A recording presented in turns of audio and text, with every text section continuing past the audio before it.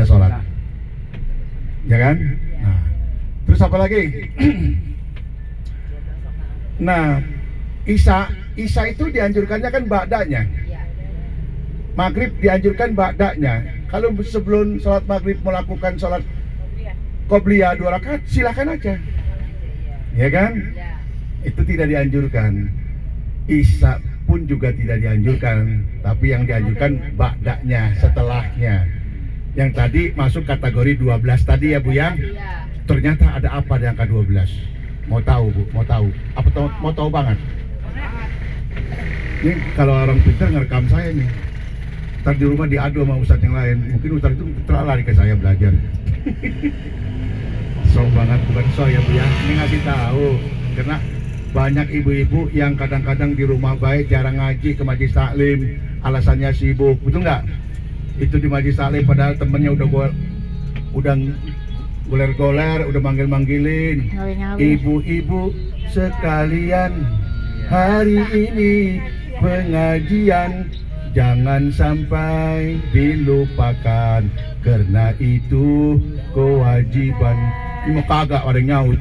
Ibu-ibu gua kagak ngaji. Ya kagak ngaji itu. Karena gua lagi nyuci kolor suami, semalam ngompol 2 kali. Ya, yang begitu udah kagak ngaji dah. Ya kan? Mundur sini. Bapak kayak mau jatuh. Nah. Terus nih. Ya, terus. Itu selingannya Bu, supaya nih nggak tidur. Ternyata tidur juga. Oh no, yang di belakang emang nggak lihat, saya di sini. Saya bisa lihat tuh ada yang tidur, pules. Nah, ternyata di angka 12 itu ada apa Bu? Bu, Ibu, itu 4 sahabat Nabi. Mulai dari Abu Bakar Siddiq, Umar Ibnul Khattab, Utsman bin Affan, Ali bin Abi Thalib. Hurufnya 12. Oh bener Pak Ustadz, Ibu baca nanti pulang ke rumah ditulis pakai bahasa Arab, dihitung. Hurufnya 12 tuh, 4 sahabat Nabi itu. Ya kan? 1 hari 1 malam 12 jam, malam 12 jam, siang 12 jam. Kan 24 jam akhirnya kan, saya semalam kan 12. Bu, lebih dahsyat lagi ternyata kalimat La ilaha illallah, hurufnya 12. Muhammadur Rasulullah, hurufnya juga 12. Makanya kalau orang dulu bilang, tong neng, jangan kamu sampai jadi orang yang celaka 12. Masih ingat saya itu. Oh, maksudnya apa sih orang tua bilang begitu? Ternyata orang tua dulu lebih tahu, karena mungkin ngaji orang-orang tua dulu. Celaka 12. Kalau udah celaka 12 kan penghabisan. Makanya saya pasti ingat saya di apa namanya, bukan di Sanjung ya, sama Ustadz waktu itu. Saya ceramah maulid di rumah almarhum insyaallah saudara saya Bapak Dr. Saiful Am, pimpinan apa tuh, Al-Ijtihad ya? Al-Ijtihad. Habis lama ngobrol baru tahu kalau ada celaka 12. Memang gitu. Ya Bu. Terus nih. Biasanya kalau begini Bu, capek juga ya. Saatnya malu, nanya malu. Kebanyakan ibu malu, ya kan? Dianggapnya sama teman-teman mau segitu aja nanya kan gitu. Padahal nggak apa-apa. Kalau sama saya kan bebas, kapan aja bisa nanya. Ibu yang dirahmati Allah, Salman tadi udah itu udah lewat, cuma anu doang. Celaka 12 ya Bu ya, jangan sampai kita celaka 12. Hadisnya begini Bu, man sabaro ala snatai asyarakatan minas sunnah banallahu baitan fil jannah. Siapa orang yang melakukan 12 rakaat salat sunnah itu, maka dia akan dibangunkan oleh Allah sebuah istana di surga. Bikinnya dari sekarang Ibu, ya Bu ya. Yang tadi salatnya 2 rakaat, Johor tambah sebelum 4 sebelum salat Johor. aja. Kenapa tuh ada qobliyah subuh itu masuk kategori yang 12? Oh ternyata 2 rakaat sholat subuh itu pahalanya seberat dunia dan isinya. Mana hadisnya? Rakaatul fajri khairum minad dunya wa ma fiha. 2 rakaat sholat qobliyah subuh, sholat fajar itu pahalanya seberat dunia dan isinya. Kalau sholat sunatnya aja seperti itu, apalagi subuhnya.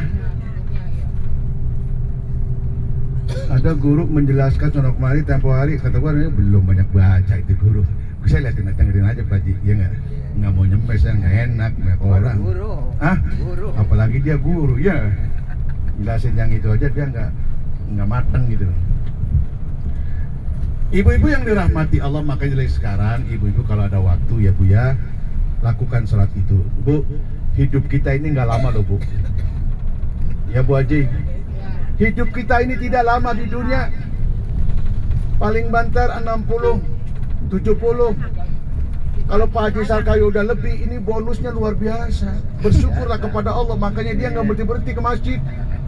Mu'allakun, orang yang hatinya terpaut kepada masjid akan dinaungi oleh Allah nanti di akhirat. Tuh. Amin. Bu, Dek, Pak, dengerin. Umur kita di dunia tidak lama, makanya mumpung kita masih hidup, banyak-banyakinlah beramal, bersedekah. Ya kan, karena sedekah itu ternyata amal ibadah yang disenangi oleh Allah. Ibu yang dirahmati Allah, Imam Nawawi hidup di dunia cuma 43 tahun. Dia sudah mendekam di alam kubur sudah 800 tahun lebih. Berarti lamaan mana tuh di dunia sama di laut? Di dunia sama di laut. Di dunia sama di dalam kubur. Lamaan di mana, Bu? Lamaan di dalam kubur. Imam Syafi'i yang menjadi rujukan kita itu hidup di dunia cuma 53 tahun umurnya. Dan dia sudah meninggal dunia 1200 tahun yang lalu. Lamaan mana hidup di dunia apa dia dalam kubur? Kubur.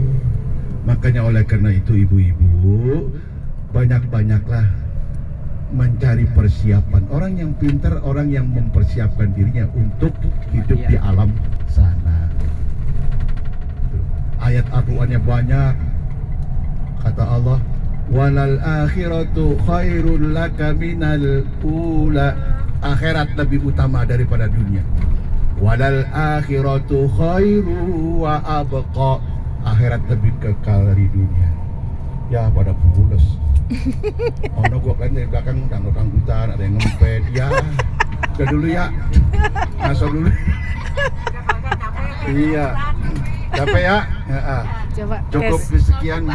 Coba tes 12 rakaat kayak apa tes? Coba saya tes, Bu. 12 rakaat yang mana tadi?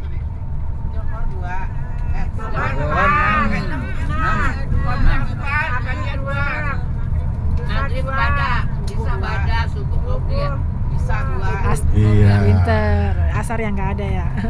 Asar, Bu, nih paham, ada lagi hadis menyatakan begini, asar. Ibu sholat asar biasanya kan habis sholat asar 2 rakaat. Habis sebelum qobliyah. Sebelum sholat asar, qobliyahnya kan 2 rakaat. Bisa ditambahin 4. 2-2 kayak johor. Karena itu ada hadis menyatakan di situ itu sebagai pengganti ibu kalau malam enggak sempat sholat tahajud. Oh. Kok Pak Ustadz tahu baik lah ngaji. Ngaji kita ada kitabnya lagi. Siapa yang cerita itu? Ali Jaber pernah menyampaikan kepada kita seperti itu sebelum wafat dia. Boleh kita melakukan sholat sunat sebelum sholat asar 4 rakaat, 2 rakaat salam, 2 rakaat kayak samain sama johor tadi yang muakad. Iya. Ah? Iya sebelum sholat asar, qoblak namanya. Kalau habis asar nggak boleh sholat. Kalau habis asar Nggak boleh ada tidak sholat. ada sholat. Habis asar sama habis subuh tidak ada. Kecuali sholat jenazah. Kecuali sholat jenazah, sholat mutlak, ya itu boleh. Kapan aja dilakukan. Apa sih? Kenapa sholat habis asar sama habis subuh nggak boleh? Kalau habis asar menjelang matahari Suruk. Ya kan, kita menyelisih, jangan sampai kita seperti orang Majusi yang menyembah matahari. Betul nggak? Habis asar. Kalau habis subuh menjelang matahari terbit, nah itu ada tanduk kuda. Tanduk kuda itu setan maksudnya ya.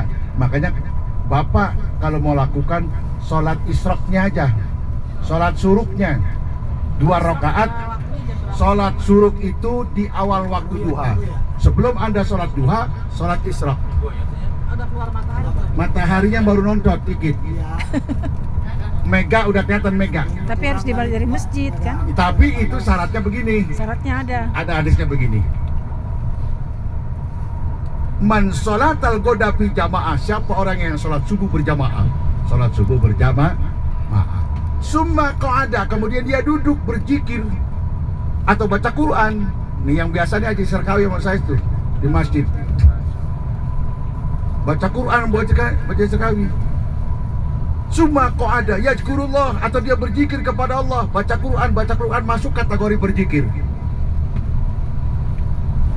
Kemudian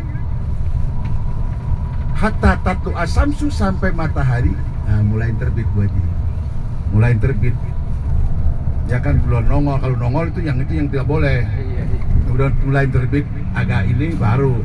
Ibu nggak usah repot-repot, pasti sekarang udah teknologi canggih, ada punya jam dinding yang bisa mengatur itu.